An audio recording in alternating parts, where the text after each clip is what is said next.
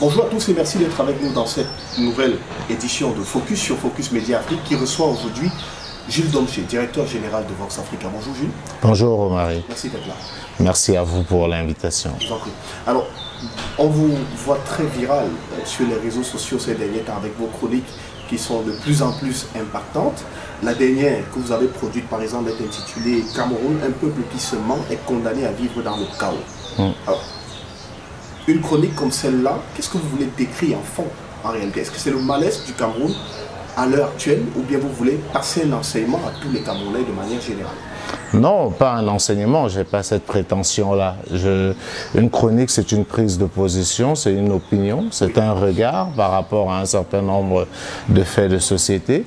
J'en fais depuis déjà quelques années sur tous les sujets, sur tous les pays. Et il s'avère que, comme vous l'avez souligné sur le Cameroun, j'ai fait une dernière. Le but, c'est de donner mon point de vue par rapport à ce qui se passe. Parce que j'ai vu avec les atrocités de Kumba, une vague d'indignation légitime, mais je voudrais effectivement à travers cette chronique dire qu'il ne faut pas s'arrêter au niveau de l'indignation parce que c'est un sentiment naturel, humain, normal, spontané, mais qui ne va pas régler le problème dans la durée si un ensemble de choses ne sont pas faites. Donc voilà le but, c'est pas, j'ai pas la prétention d'enseigner, c'est un débat qui est ouvert. Vous avez bien vu que je suis pas le seul qui a eu à réagir sur cette actualité.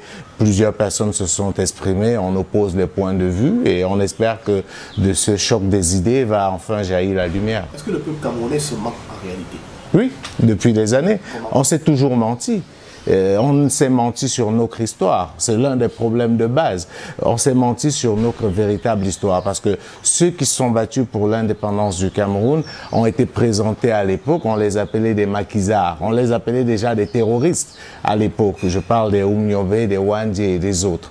À l'école, on nous a pas enseigné notre vraie histoire, on nous a menti sur notre histoire à l'école et ces mensonges-là nous habitent. C'est pour cela qu'aujourd'hui, on connaît la réalité, mais on fait semblant de ne pas la connaître. On préfère dire des mensonges parce que cela arrange une certaine oligarchie. C'est ça le drame que je vais dénoncer. Et je tiens à préciser, comme je l'ai dit dans ma chronique, ce n'est pas moi qui le dis. C'est le professeur Fabien Eboussi-Boulaga qui le disait. Un peuple qui se ment est condamné à vivre dans le chaos. Parce que quand vous vous mentez, vous soignez des maux dont vous ne souffrez pas. Et conséquence logique, quand vous avez des manifestations comme celles qu'on a vues à Kumba, les gens font mine d'être surpris, mais en réalité, on ne devrait pas l'être. Parce qu'on a essayé, entre guillemets, de préparer un peu tout ce qui nous arrive aujourd'hui. Alors, comme disait un homme politique au Cameroun, les Camerounais ont perdu leur faculté d'indignation. Est-ce que vous partagez cette opinion? Je ne pense pas qu'ils ont perdu la faculté d'indignation, puisqu'on a vu les Camerounais s'indigner, on les entend s'indigner. C'est plus la faculté d'action ou la faculté de réaction face aux injustices de tout genre que je pourrais estimer que les Camerounais ont perdu. Le peuple camerounais est un peu plus amorphe qu'il ne l'était il y a quelques années. Maintenant, c'est une question que tout le monde se pose. Qu'est-ce qui peut justifier cela? Mais en réalité, l'indignation, on l'a vu sur Kumba ou bien avant, les Camerounais s'indignent sur plein de choses, mais s'indigner ne suffit pas. Il faut aller au-delà de l'indignation. Et c'était aussi ça le sens de ma chronique. Et c'est un problème qu'on peut étendre de manière générale aux afro-descendants. On est enclin à s'indigner, on est enclin à réclamer la justice, mais on n'agit pas. Or, tant que vous passez votre temps à vous indigner, vous voyez bien que ça ne change pas. Il faut à un moment donné questionner la méthode. Je peux prendre de manière générale, avec votre permission, l'exemple du Black Lives Matter. Moi, j'ai dit, je ne suis pas par rapport à cela, parce que pour moi, c'était un non-sens. Quand vous commencez à dire la vie des afro-descendants compte, ça veut dire que vous-même vous reconnaissez qu'il y a un problème. Et pour montrer comment c'est tellement inefficace, vous avez bien vu qu'après George Floyd, après toute la vague d'indignation qu'on a eue, les Black Lives Matter par-ci par-là, quelques mois après, un autre Africain-Américain s'est fait descendre par un policier et pas plus tard que hier, on a encore eu le même cas. Ça me dit que la méthode n'est pas la bonne. Et je voudrais qu'on sorte justement du raisonnement spontané guidé par les émotions pour des vrais actes. Un autre exemple, vous vous souvenez de la vente des esclaves en Libye? Ça a choqué le monde entier, il y a une vague d'indignation, mais aujourd'hui, ce trafic se poursuit allègrement. Pourquoi? Parce on s'est inscrit dans un phénomène de mode, on s'indigne parce qu'on voit les gens s'indigner, mais on ne fait rien pour que cela n'arrive plus. Aujourd'hui, tout le monde a oublié le trafic d'esclaves en Libye, on est passé à autre chose. C'est pour cela que si, pour Kumba, on passe le temps à s'indigner, à avoir des bougies sur nos pages, à dire « je suis Kumba », sans chercher à régler le problème, dans les mois à venir, on aura probablement encore une catastrophe de ce genre. Parlant de Kumba, justement, le gouvernement accuse les séparatistes qui sont dans la zone d'avoir commis ces crimes, on va dire, crapuleux, parce que c'était assez grave quand même. Alors, si c'est vrai, est-ce que, d'après vous, ces séparatistes n'ont pas poussé le bouchon un peu trop loin? Mais ils le poussent loin depuis un moment. Kumba fait peut-être plus parler parce que ce sont des enfants, c'est spectaculaire, mais vous avez tous vu des images des gens qui sont découpés en plein jour. Je me rappelle encore de cette dame-là. Le bouchon est poussé loin depuis. Le problème, justement, c'est qu'on a l'impression que dans ces vagues de condamnation, on ne condamne pas suffisamment les séparatistes. On pointe beaucoup plus du doigt le gouvernement qui devrait, d'après plusieurs Camerounais, résoudre ce problème. Et la plupart du temps, on ne condamne pas beaucoup ces séparatistes. Non, on condamne les séparatistes, mais il faut faire la part des choses. Oui. Vous savez, ceux qui ont commis les actes de Kumba, il ne faut pas être devin pour savoir que c'est des gens totalement déséquilibrés, qui doivent être forcément sur l'emprise de substances... oui, parce que c'est inimaginable qu'un être humain puisse faire ce genre de choses. Donc, quand vous voulez parler, il vaut mieux parler à ceux que vous estimez qu'ils ont encore la raison et qui ont la capacité d'agir réellement. Non, je pense qu'on condamne. Moi, personnellement, je condamne avec la dernière énergie tout ce qui se passe. Je suis opposé de manière viscérale à la sécession. C'est pas pour moi, c'est pas quelque chose dont on doit parler. Mais une fois qu'on a dit ça, la question, c'est qu'est-ce qu'on fait de manière concrète? C'est-à-dire que c'est au gouvernement, c'est au régime en place d'éviter, de créer le cadre pour éviter que cela ne se reproduise. Parce que ce que les gens oublient, quand vous ouvrez la boîte de Pandore, vous perdez totalement le contrôle. Comme vous le savez aujourd'hui, il y a plusieurs groupes là-bas, on ne sait même plus qui est qui. Et quand vous avez ouvert votre porte, vous installez une économie de la guerre, il y a des mercenaires qui s'installent et qui installent leur business, qui peut aussi s'appuyer sur ce type d'action horrible, réellement. On reproche au gouvernement, par exemple, d'avoir mené des campagnes dans le but de demander aux parents d'envoyer leurs enfants à l'école pour le compte de l'année scolaire 2020-2021, sans qu'il n'y ait au préalable un cessez-le-feu en zone anglophone. Est-ce que c'est un procès juste que l'on fait au gouvernement? Il est totalement justifié. C'est ce que j'appelle se mentir. Le problème de ce gouvernement, c'est que depuis des années, on est habitué au saupoudrage. On aime l'habillage. Et c'est parti depuis très longtemps avec cette crise anglophone. Le gouvernement est omnibulé par le désir de montrer à la communauté nationale et internationale qu'il contrôle la situation sur le terrain. Et justement, le fait de renvoyer les enfants à l'école s'inscrivait dans cette logique. Mais la vérité, c'est que ce n'est pas maîtrisé. Parce que pendant le fameux grand dialogue, vous avez bien vu que les sécessionnistes étaient en train de faire leur défilé pendant qu'on tenait le dialogue au palais de congrès de Yaoundé. Et je dis, à moins qu'on veuille inventer une nouvelle manière de résolution des crises, vous ne pouvez pas parler de reconstruction, vous ne pouvez pas parler de DDR dans une zone encore totalement en conflit. La vérité aujourd'hui, c'est que dans cette guerre asymétrique qui va être impossible de gagner par la force, on continue à se mentir et on expose malheureusement la vie des Camerounais et de ces pauvres enfants-là. À quoi donc servi au final le grand dialogue national? À rien. Il faut avoir l'humilité de le reconnaître. À rien. Et nous l'avons dit, je me rappelle qu'avant ce dialogue, j'avais fait une chronique où je relevais qu'une main tendue ne se refuse pas, même si elle vient à contre-temps. Oui. Il faut bien qu'on se comprenne. Le dialogue n'est pas là pour arrêter la guerre. Le dialogue, en principe, doit éviter la guerre. Mais une fois que la guerre est là, malheureusement, il n'y a que le dialogue qui peut résoudre.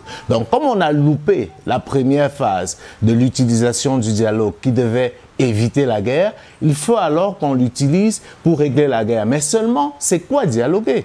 Il faut qu'on soit sérieux. Le but, ce n'est pas de rassembler les gens dans une assemblée avec un ordre du jour préétabli, estimer qu'il y a des sujets qui ne sont pas abordables, choisir ses acteurs et venir mettre un certain nombre de mesures. Vous ne pouvez pas dialoguer seul. Parce que dans ce grand dialogue, les véritables acteurs n'étaient pas présents. Mais même le régime, en dehors du fait que le régime ait vanté le succès de ce grand dialogue, il y a certains leaders de l'opposition qui étaient présents et qui estiment que c'était un véritable succès pour le retour de la paix en zone anglophone.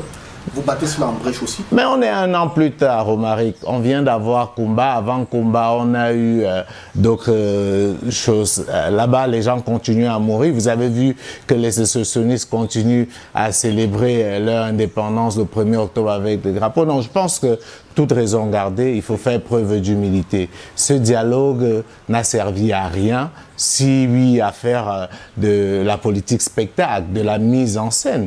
Mais dans la réalité, ça n'a réglé aucun problème. Parce que le but du dialogue, ne l'oublions pas, c'était de régler la crise anglophone. Mais la crise aujourd'hui, elle bat son plein, en réalité. Et j'ai dit, même les mauvaises mesures qui sont sorties de ce dialogue, non, ont du mal à être visibles sur le terrain. Il y avait urgence à agir et à agir bien, c'est ce que je dis. Mais malheureusement, dans un cas comme dans l'autre, on ne l'a pas fait. Donc, ceux qui continuent à penser que ce dialogue était un grand succès, je pense qu'ils font la preuve d'une mauvaise foi caractérisée. Il faut avoir l'humilité de dire, c'était pas ce qu'il fallait faire, c'était un flop. Puisque la guerre continue, puisqu'on vient de voir des enfants se faire massacrer, puisqu'on continue à voir des gens avoir peur, puisqu'aujourd'hui il est compliqué de se rendre dans cette zone, puisqu'aujourd'hui encore, malheureusement, les enfants ne peuvent plus aller à l'école. Vous avez bien vu qu'il y a aujourd'hui une psychose qui règne dans la région et les parents ne sont plus à l'aise à envoyer les enfants à l'école. Une autre personne qui a été sérieusement critiquée, c'est le président Biya. Il a été critiqué par plusieurs internautes. Paul Biya n'a réagi qu'après 48 heures après les assassinats et par la suite a décrété la journée de samedi comme journée de deuil national. Des réactions jugées par beaucoup d'internautes tardives. Qu'est-ce qu'on va dire? Mieux vaut tard que jamais. Le président Biya a quand même réagi, Jules. Non, pourquoi lui fait-on un procès? Non, vous savez, je ne suis pas surpris. À la limite, ça ne me déçoit même plus, tellement c'est habituel. Mais je dis c'est inadmissible. On est en train de parler du président de la République. D'accord? Je l'ai dit à son temps. La moindre des choses aurait été un déplacement dans le nord-ouest et le sud-ouest, dès le début, pour montrer qu'on est... Les gens m'ont dit non, le président ne peut pas, pourquoi, qu'est-ce qu'il va aller faire là-bas? Non, il y a une gestion par le mépris, par le manque de considération qui révolterait n'importe quelle personne. Je veux dire que le Cameroun devrait s'arrêter avec ce qu'on a vu à Kumba et se dire mais c'est pas possible. Et celui qui donne le ton, c'est le chef de l'État, mais on a l'impression, et je pense que vous pouvez le confirmer, qu'il est totalement absent, il est invisible dans ce genre de situation. Et il fait des sorties totalement anachroniques. Donc, il y a quand même quelque chose qui me semble là relever de l'inimaginable. Je propose qu'on marque une pause, on se retrouve dans la deuxième partie de cet entretien. À tout de suite.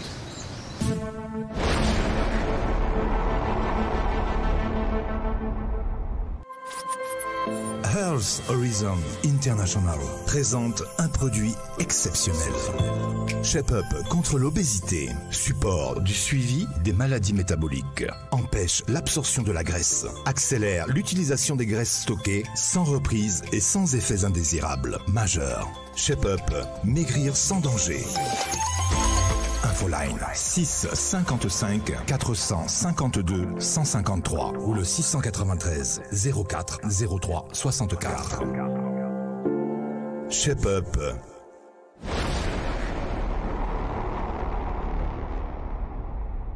De retour sur ce plateau pour la deuxième partie de cet entretien, toujours avec notre invité Jules Domché. Est-ce que vous pensez, Jules, que la résolution de la crise anglophone, à l'heure actuelle, a dépassé le gouvernement camerounais? Mais ce n'est pas à l'heure actuelle, c'est depuis au moins 4 ans. Parce qu'au début, il y a eu le déni. On a fait semblant de ne pas voir ce qui arrivait. Pourtant, ça fait un moment que cette crise existe. Je l'ai dit lors de ma dernière chronique, la crise anglophone, elle ne date pas de 2016. Je suis désolé, je le rappelais. Déjà, la tripartite de 91, l'un des points majeurs à l'ordre du jour, c'était la crise anglophone. Mais elle n'a pas pu être réglée. Pourquoi? Parce que des gens illuminés qui sont autour du président Biya ont cru bon de se moquer une fois de plus des Camerounais. Parce que la constitution de 96, on a souvent tendance à l'oublier, c'était une constitution de sortie de crise. Donc, les mesures qui devaient être mises en œuvre, c'était effectivement pour créer un climat apaisé, où chaque Camerounais, effectivement, pouvait vivre normalement. Donc, en réalité, le gouvernement a pris le problème dès le départ par le mauvais bout. Il y a eu d'abord le déni en disant il n'y a pas de crise anglophone, etc. Après, quand on s'est rendu compte que la chose allait se complexifier, on a fait fi de dialoguer. On a invité ceux qui étaient les leaders de la contestation à l'époque, Aborbala, Bibi Manchoum et autres, pour faire semblant de dialoguer, sauf qu'on les a arrêtés, on les a envoyés en prison. Et c'est ça qui a permis aux extrémistes de prendre du terrain. Parce qu'il ne faut pas perdre de vue, Romaric, que les revendications sécessionnistes ne datent même pas de 2016. Elles datent de beaucoup plus longtemps que ça. Mais ça ne prospérait pas. Pourquoi? Parce que la majorité de nos compatriotes des régions anglophones sont totalement opposés au sécessionnisme. Mais c'est quand vous gérez mal, que vous créez des situations de tension, vous poussez les gens à l'extrême, et c'est ça qui a permis effectivement aux idées sécessionnistes de prendre du pas sur le terrain. Mais sinon, en réalité, nos frères de cette partie du Cameroun ne veulent pas, parce que ceux qui avaient voulu partir du Cameroun sont partis à l'époque, ils ont choisi le Nigeria. Donc ceux qui sont restés, c'est parce qu'ils avaient choisi de s'attacher au Cameroun et ils y tiennent. Mais quand effectivement, il pose un certain nombre de problèmes que tout le monde reconnaît comme étant des problèmes sérieux. Au lieu d'adresser ces problèmes, on y oppose la violence, on y oppose le mépris. Après, il ne faut pas être surpris que les gens se radicalisent. Aujourd'hui, tout le monde parle de l'échec du gouvernement dans la gestion de cette crise anglophone. Tout le monde y va de son commentaire. Mais d'après vous, que faut-il faire concrètement? Quelles sont les solutions miracles pour mettre un thème à cette crise? Enfin, je n'ai pas la solution miracle, mais je pense que la base, c'est de voir aussi ce qui a été fait ailleurs et qui a marché. Le Cameroun n'est pas le premier pays à être confronté à ce type de crise qui peut être qualifié de crise d'autonomie. En réalité, quand vous êtes en crise, surtout dans une crise qui est armée, la première chose, c'est de chercher d'abord comment obtenir le cessez-le-feu. Et quand on parle du cessez-le-feu, ça ne veut pas dire que l'armée régalienne dépose des armes, non. Il y a plusieurs mécanismes pour trouver un cessez-le-feu, parce que pour discuter, il faut que les balles arrêtent de tirer, que les machettes disparaissent de la circulation, sinon c'est impossible. Ça, c'est pour moi un élément préalable. Après, il n'y a pas 36 000 solutions. Ce problème est un problème éminemment politique. J'entends des gens dire tout et n'importe quoi. C'est un problème politique, il va être résolu politiquement. Et pour résoudre ce problème politiquement, il va falloir dialoguer. Mais dialoguer avec des vrais acteurs, avec ceux qui sont effectivement impliqués et qui peuvent aujourd'hui impacter sur le terrain. Sauf que plus vous laissez du temps, plus même le dialogue devient compliqué. Parce qu'il y aura un problème d'interlocuteurs. Les Ayoub Tabéo qui sont aujourd'hui en prison, je ne suis plus sûr qu'ils ont une maîtrise réelle sur le terrain. Or, au tout début, eux, ils avaient encore le poids et l'aura nécessaire. Aujourd'hui, il y a beaucoup de chamboulements, donc il faut identifier les véritables acteurs, discuter clairement, en mettant pour moi un préalable qui est fondamental, c'est que la sécession n'est pas une option. Dès qu'on l'a dit, toutes les autres options restent ouvertes. Oui. Parce que je ne comprends pas pourquoi dans ce pays, la fédération fait peur. Ce n'est pas un gros mot, fédération. Fédération veut dire mettre ensemble. En réalité, on l'a été. On voit des États autour de nous qui le sont. Oui. En réalité, donc, on peut discuter de cela et je pense que si on a un vrai dialogue franc, où on s'attaque à la forme de l'État, avec toutes toutes les parties. Aujourd'hui, avec toutes les parties, on n'a pas besoin d'avoir 1000 personnes comme c'était le cas au Palais de Congrès. Moi, je pense qu'un vrai dialogue avec même 10 personnes autour de la table, on pourrait effectivement résoudre ce problème. Il n'y a pas d'autre issue. Dans ce contexte, Jules, est-ce que vous pensez que le gouvernement, le parti au pouvoir et les partis politiques de l'opposition peuvent décider d'un commun accord de surseoir leur participation aux élections régionales et de demander le retour de la paix avant la tenue des élections prévues pour décembre prochain? Est-ce que c'est possible? Je ne sais pas. En principe, on ne peut pas dire que quelque chose n'est pas possible. En fait, ce serait surprenant, à mon sens, à moins que ce gouvernement change, parce que sa méthode de confrontation, on la connaît. Mais vous organisez les régionales. Pour qui, en réalité? Pour qui? Quand vous savez que ceux pour qui vous le faites ne pourront même pas prendre part au vote. On parle de presque 1 million de déplacés en réalité. Le gouvernement dit que c'est pour accélérer le processus de décentralisation. Enfin, je veux dire, ça ne me semble pas. Vous n'allez pas vouloir décentraliser sans que les véritables acteurs locaux soient impliqués.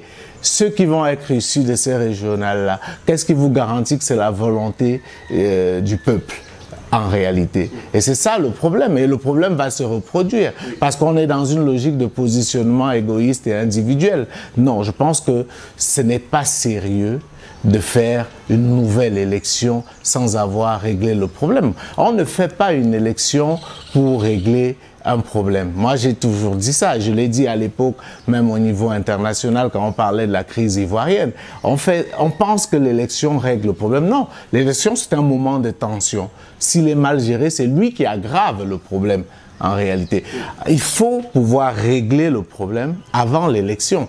L'élection ne peut pas régler le problème, surtout dans un contexte de crise comme celui-ci. Alors, parlons de politique à présent avec les acteurs de l'opposition. Depuis le 21 septembre, le MRC, son président et ses militants sont mal. Maurice Kamto est assigné à résidence surveillée.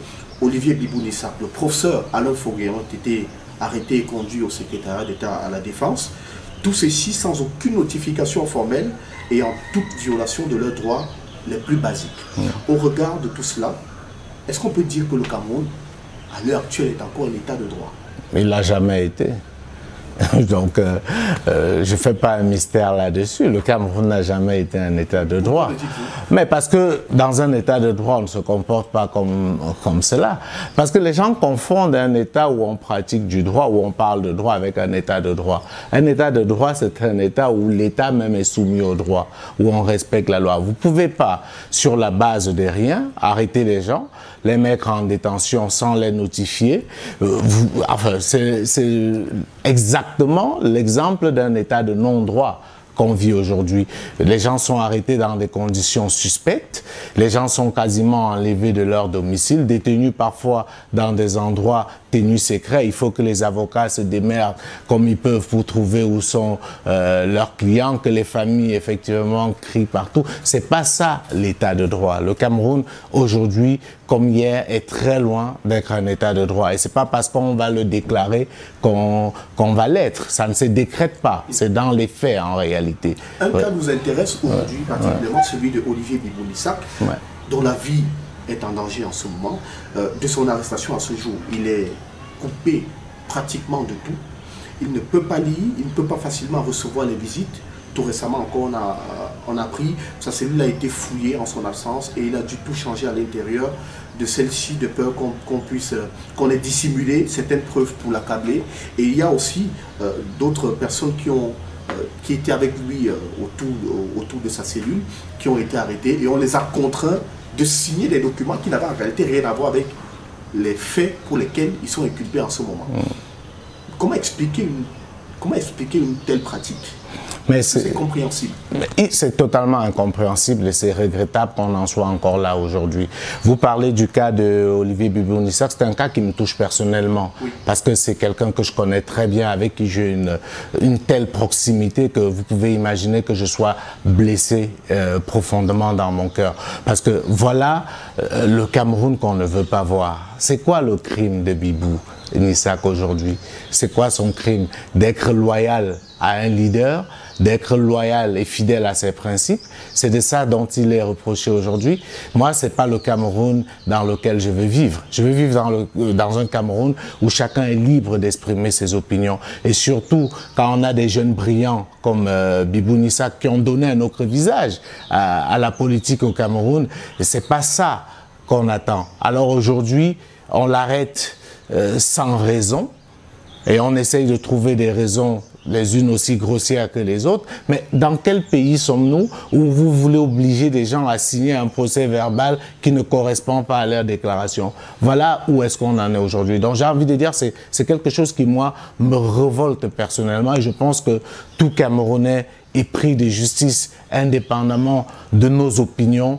On ne doit pas accepter cela. Et là, on parle de Bibou Nissak, de Alain Fogué, de Maurice Kamto, mais eux, ils ont la chance d'avoir un nom pour parler de manière prosaïque. Mais imaginez toutes ces petites gens qui n'ont pas de nom, qui sont aujourd'hui enfermés, dont on a du mal à savoir pourquoi ils sont là-bas. Imaginez. Et il y a un symbole aussi très fort qui m'a marqué. C'est cette maman venue, je crois, de Saint-Mélima, qu'on surnomme affectueusement Maman Pilon. Oui. C'est quelque chose qui m'a fait couler des larmes. Parce que quand je vois une maman être traitée comme ça, je me dis, il y a quelque chose qui ne va pas. On a perdu totalement le sens de nos repères. Les gens ont le droit de dire ça ne va pas. Les gens ont le droit de dire Paul Biya doit partir. Les gens ont le droit de s'indigner. C'est la moindre des choses, j'ai envie de le dire. Mais si aujourd'hui, le dire vous garantit la prison, vous garantit des menaces, il y a un réel problème. Alors, nous avons appris par exemple que vous avez essayé de rendre visite à Olivier Bibou Nissak au 7. Vous avez été refoulé à l'entrée. Personnellement, comment vous avez reçu cela? Je n'étais pas surpris, je m'attendais un peu. Est-ce que ça ne vous a pas un peu froissé? Non, pas du tout. Rien ne me surprend plus. On est dans un état qui est devenu, entre guillemets, une sorte de jungle. Sinon, on ne verrait pas tout ce qu'on voit aujourd'hui. Donc, je ne suis pas surpris. Je suis choqué, mais je ne suis pas surpris. Ce régime a démontré à plusieurs reprises qu'il s'en fout, entre guillemets, de la loi. Donc, je suis véritablement pas surpris.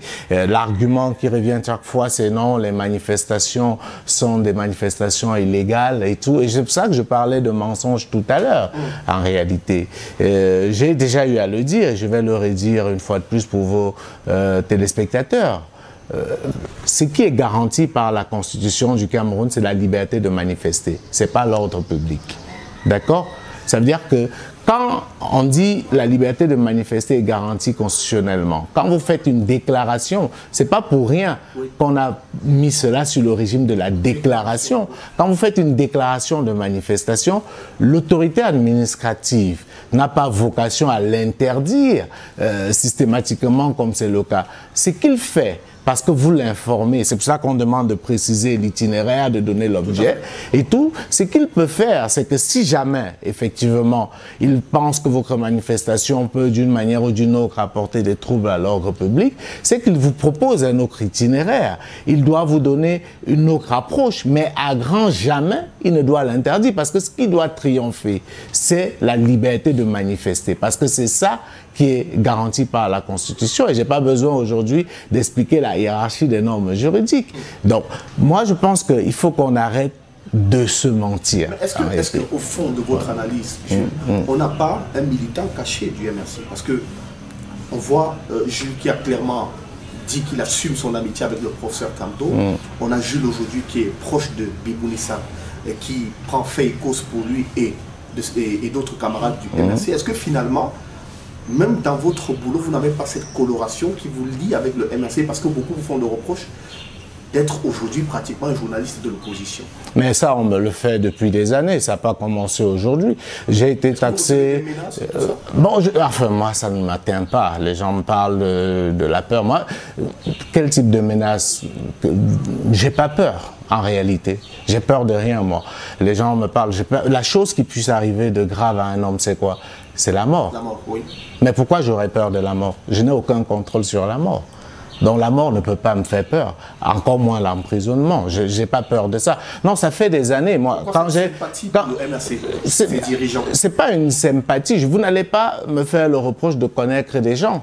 Je ne sais pas si vous comprenez. Je voulais vous dire, au début de ma carrière à Radio Siantou, on me parlait déjà d'être journaliste de l'opposition. Le MRC n'existait pas encore. Donc c'est une casquette que je porte depuis. Moi, je n'ai pas de parti pris. Je suis contre toute forme d'injustice, quel que soit l'endroit où cette injustice vient. Et j'ai eu à le dire, la proximité que je peux avoir avec Maurice Kamto, Bibou, je ne cache pas, moi je le dis, à grand jamais, je ne vais dire que je ne connais pas des gens qui me sont chers et qui me sont proches. Olivier Bibou-Nissak, j'ai voulu même travailler avec lui à l'époque à Vox Africa, je voulais comme chroniqueur pour remplacer un autre chroniqueur qui ne pouvait plus être là. Oui. Donc je le connais, j'ai vu son combat sur le franc CFA, je partage ses idées panafricaines, donc ça a permis qu'on ait une relation. Le fait qu'il soit membre du MRC ne va pas faire que nous ne soyons plus amis. Le professeur Kamto, je l'ai connu dans un environnement particulier. Il était doyen, moi j'étais étudiant. On a gardé d'excellents rapports. Ça, c'était longtemps avant qu'on ne parle de la création du MRC. Quand il est encore au gouvernement, il y a eu une sorte de refroidissement dans nos relations, oui, etc.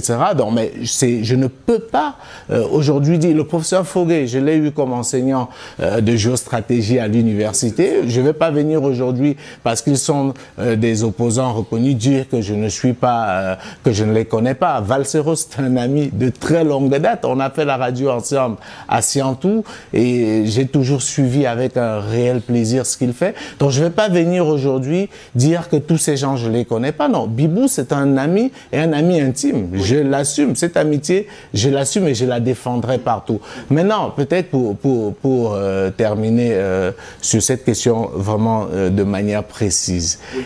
Il faut qu'on arrête de faire des procès d'intention. Aujourd'hui, vous ne pouvez plus faire une analyse froide. Et ça, je le dis pour tous les côtés. Il faut que les gens sachent que les gens ont totalement le droit de défendre le régime en place. Ils ont le droit. C'est une question de liberté. Il y a des gens pour qui le pays est bien géré. Soit. Mais moi, je réclame ma liberté de dire ce que je pense. Oui. Et si cela fait de moi un journaliste de l'opposition, mais je l'assume avec une fierté que vous ne pouvez pas imaginer. Comme je l'ai dit, et je pense que c'était sur vos plateaux, vous m'avez posé la question il y a un peu plus d'un an, pratiquement 2 ans avant les élections. Moi, j'essaye d'être honnête. C'est pas facile, mais j'essaye de le faire. Je l'avais dit, compte tenu de ma proximité avec certains candidats, j'ai préféré ne pas me mêler à tout ce processus électoral. J'ai pris du recul parce que je disais, vu mes relations avec les uns et les autres, peut-être que je perdrais mon objectivité et ça pourrait entacher. J'ai pas envie de mentir aux Camerounais. J'essaye de ne pas le faire. Oui. C'est pas facile au quotidien. Donc, que les gens arrêtent avec ça, moi, ça m'impressionne pas aucune mesure. Justement, on pensait qu'en ce moment, vous devez être en Côte d'Ivoire, puisque l'élection présidentielle est en train de battre au niveau des campagnes est en train de battre son plein. La Côte d'Ivoire, justement, qui connaît des violences depuis qu'Alassane Dramane Ouattara a décidé de se représenter encore pour un prochain mandat à la tête du pays. Mais pourquoi en Côte d'Ivoire, vous qui maîtrisez bien ce pays de l'Afrique de l'Ouest, pourquoi à chaque fois qu'on parle d'élections dans ce pays, il existe toujours autant de tensions? Mais ce n'est pas seulement en Côte d'Ivoire. De manière générale, les élections en Afrique sont chrysogènes. C'est déplorable. Un peu plus dans le cas de la Côte d'Ivoire parce que c'est un pays qui a connu une grave crise dans les années 2000 et cette crise n'a jamais été réglée. La réconciliation n'a jamais eu lieu. Donc, raison pour laquelle toute élection sera toujours source de tension. C'est déplorable, mais c'est la réalité. Alors, il y a par exemple Laurent Gbagbo qui a été écarté depuis. Tout récemment, Guillaume Soro, lui aussi, mis hors course. Est-ce que Alassane Ouattara veut faire un passage en force? Mais c'est évident.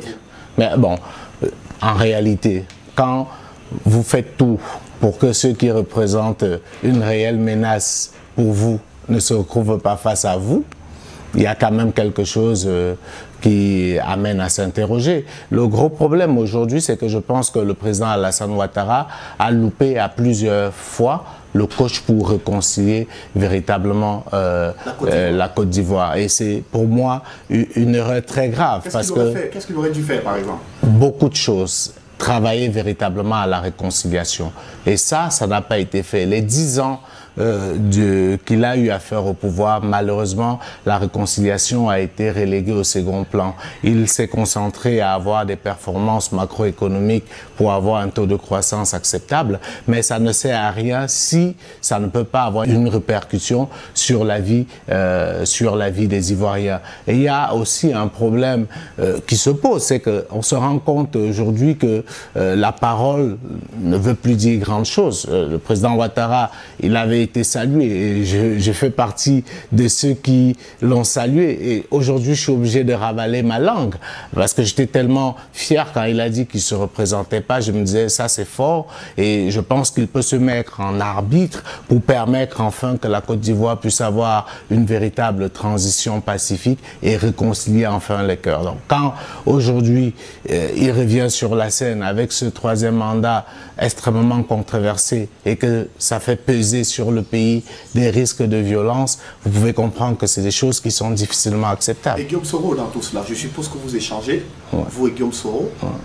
Quel est son moral actuellement? Je n'échange pas seulement avec Guillaume Soro, j'échange avec tous les acteurs politiques ivoiriens, même dans le camp de Ouattara. Je ne peux pas vous parler du moral de Guillaume Soro, je n'ai pas une proximité particulière avec lui. On a un contact de journalistes et de leaders politiques. Je vais vers lui quand j'ai besoin d'un certain type d'information, mais on ne partage pas une certaine intimité pour que je puisse vous donner son état d'esprit. Mais on peut deviner au regard de ses sorties que ce qui se passe ne l'arrange pas, parce qu'il a un sentiment de trahison qui peut être totalement compréhensible et légitime, parce que c'est quand même lui qui fait de Ouattara le roi. Et se retrouver dans cette posture-là aujourd'hui, il y a quand même quelque chose qui amène à s'interroger. Alors, on va justement sortir de cet entretien. Jules, on est presque arrivé au terme. Mais pourquoi vous également, vous n'êtes pas en Côte d'Ivoire pour l'élection présidentielle? Non, ça c'est pour des raisons totalement logistiques. Il y a une équipe qui est là sur place. J'avais d'autres engagements. Je commence à me faire vieux aussi, donc ça fait que je ne peux plus être présent partout, malheureusement. Donc, mais Vox Africa, comme c'est le cas dans tous les pays, va bel et bien couvrir l'élection présidentielle en Côte d'Ivoire. On a changé de direction générale. Vox Africa est où maintenant? À Paris? Non, on n'a pas changé. Vox Africa est toujours à Londres. Okay. Nous avons juste ouvert un nouveau bureau à Paris, avec un studio, parce qu'on veut effectivement donner plus de place à la diaspora africaine se retrouvant à Paris, parce qu'on avait un problème. Étant basé à Londres, la chaîne francophone pâtissait aussi un peu de ça. On était obligé de faire venir des invités de Paris parfois. Donc on s'est dit ce serait bien d'avoir un studio à Paris. Donc on n'a pas du tout changé de direction. La chaîne reste bel et bien à Londres. Merci infiniment, Jules. Merci Romaric. Merci à vous. Merci à vous également de nous avoir suivis. C'est la fin de cet entretien avec Jules Domché, directeur général de Vox Africa, qui émettait justement son analyse sur la vie sociopolitique au Cameroun. Merci à vous également de nous avoir suivis, ainsi qu'à l'équipe technique qui a réalisé cette émission. Continuez de suivre l'actualité sur notre média, sur notre site internet, sur notre page Facebook et sur notre Twitter. On se retrouve bientôt avec un autre invité, avec le focus sur le prochain. À très vite.